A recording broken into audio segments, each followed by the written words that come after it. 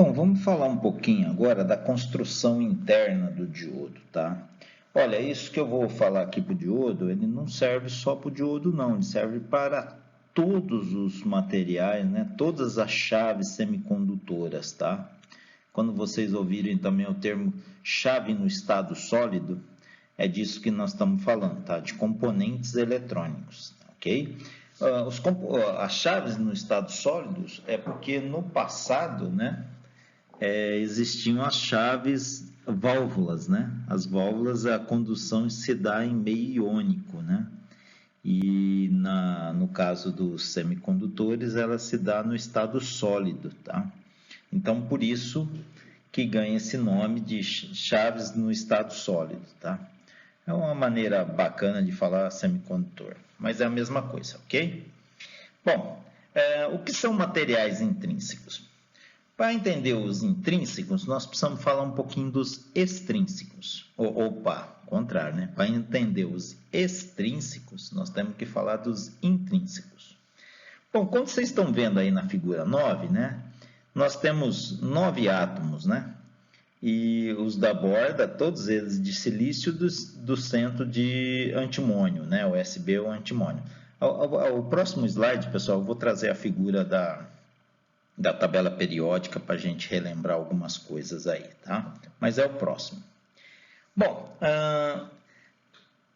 os materiais semicondutores, né, são feitos de silício. E o que é silício? Silício, pessoal, é areia. 70% da crosta terrestre é formada de silício. Então, é um material abundante na natureza, né? É um material que não polui, né?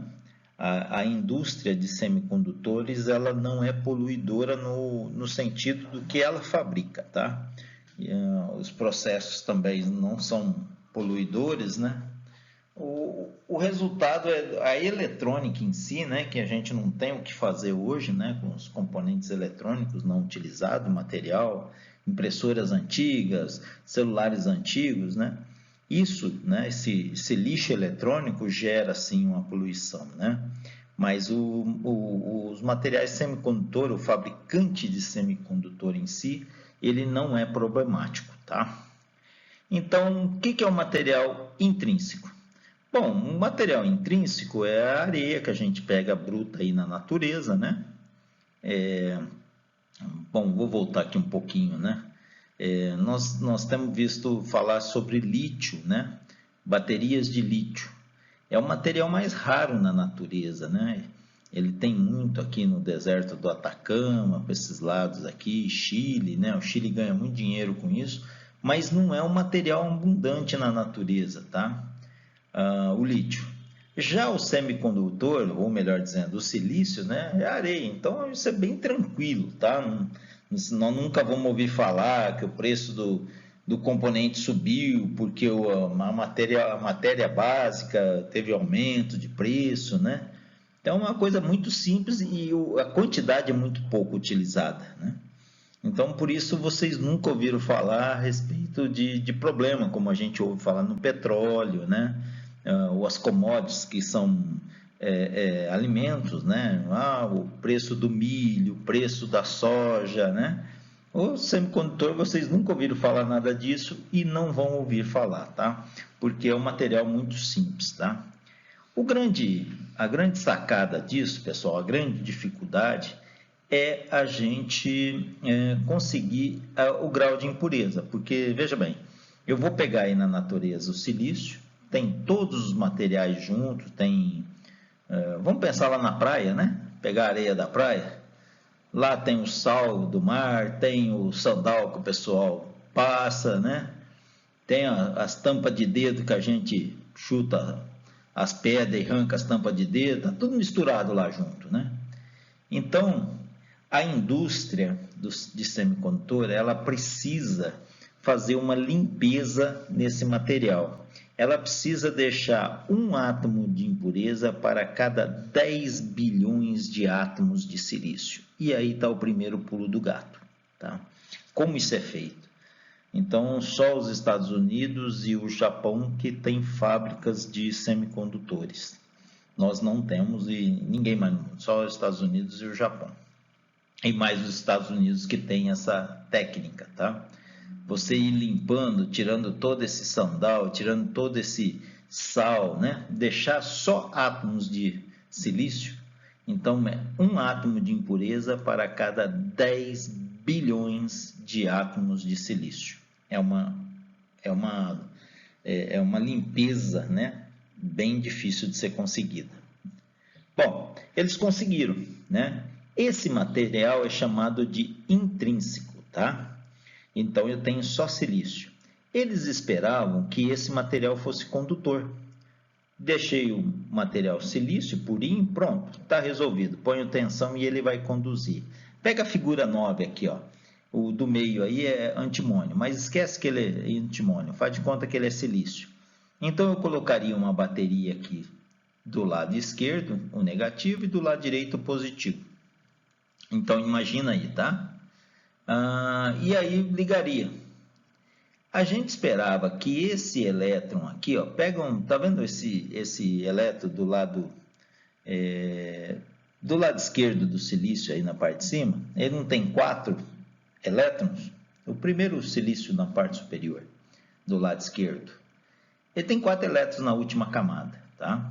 Essa aí é a última camada, chamada camada de valência. Depois eu mostro a tabela periódica no próximo aí, eu vou relembrar isso com vocês. Então, o que eles esperavam, os físicos esperavam, né? Que haveria condução. Só que quando você deixa só o silício puro, ele vai se tornar uma rede cristalina, como vocês estão vendo aí nessa figura 1,9. Está vendo que o silício ele tem 4 elétrons na última camada? E aí ele começa a fazer ligação covalente com os vizinhos. Por isso que ele mostra esse desenho em volta dos dois elétrons aí, né? Ele está representando a ligação covalente. E a ligação covalente, pessoal, ela é uma ligação forte, tá? E, além de ser covalente, é só covalente. Dá uma olhada, tá? Então, ele faz a ligação com o silício do lado direito, ele faz com o do lado esquerdo, que não está sendo representado aí, ele faz com o de cima, que também não está sendo representado, e faz com o de baixo. Só que quando ele faz essas ligações, ele tem 4 elétrons, e a ligação covalente, vocês estudaram lá no 2º grau, né? Ela é como se o elétron está no átomo ao lado, mas era como se ele tivesse nesse átomo da esquerda em cima aí, tá? Então, esse átomo ele vai ter 8 elétrons na última camada, que é o sonho de todo o átomo. Lembra dos gases nobres? Nós vamos mostrar no próximo slide, né? Os gases nobres, né? Eles têm 8 elétrons na última camada. E o que acontece com os gases nobres? Eles não se misturam, né? Acho que é por isso que eles têm esse nome, né? Gases nobres. Nobres não se misturam, né? Então, pessoal, pelo fato dele não se misturar, eles formaram essa rede cristalina, né? Não pelo fato de não se misturar, mas pelo fato da rede cristalina, aí é muito difícil você quebrar uma ligação covalente dessa. Então, todos os elétrons estão participando dessa rede cristalina. E você não tem elétron para participar da corrente. Então, se você não tem elétron livre, você não tem corrente. Então, eles esperavam que o material intrínseco fosse um material semicondutor, ou seja, ele não conduz. Mas se eu colocar uma fonte nele, ele vai conduzir. Mas isso não foi verdade, tá? Então, eles precisaram criar um material extrínseco. O que é o material extrínseco? É o material intrínseco que sofreu uma dopagem, ok? E aí eles reduzem essa dopagem, né? Eles vão deixar um átomo de impureza para cada 1 milhão de átomos de silício. É uma redução de 1000 vezes, tá? Eles aumentam em 1000 vezes os átomos de impureza. E aí a gente vê aí nessa figura 9, nós vamos ver também, tem uma outra figurinha próxima, né? Que mostra também o átomo não com 5 elétrons na última camada, mas com 3. Mas olha o antimônio aí no meio, né? Eles têm 4 elétrons na última camada e olha o 5º elétron aí na valência do antimônio, tá vendo? Então, o que aconteceu? Ele tem 4 elétrons, fez essas ligações covalentes, 8, e mais esse elétron na camada de valência. Resultado, esse elétron, pessoal, é facinho de você arrancar ele daí, tá? Então, quando você arranca esse elétron daí, você tem a corrente. E é assim que o material semicondutor conduz, tá? Eu ponho tensão, ele arranca esse elétron e esse elétron participa da corrente. Se eu tiro a tensão, esse elétron volta para aí e ele corta a corrente. Esse é o material semicondutor, tá? Bom, e por que ele ganha o nome de tipo N? Notem embaixo na figura 1.9 que ele fala impurezas do antimônio no material tipo N. Por que tipo N? Porque sobrou um elétron, tá? Então, essa região tem um elétron sobrando. E quando eu pego uma área maior, eu vou ter vários elétrons sobrando. E o elétron é uma carga negativa, por isso o N, tá? Então, o diodo tem tipo N e tipo P, tá? O lado N e o lado P. Não tem positivo e negativo. Você pode usar isso para memorizar, mas não existe.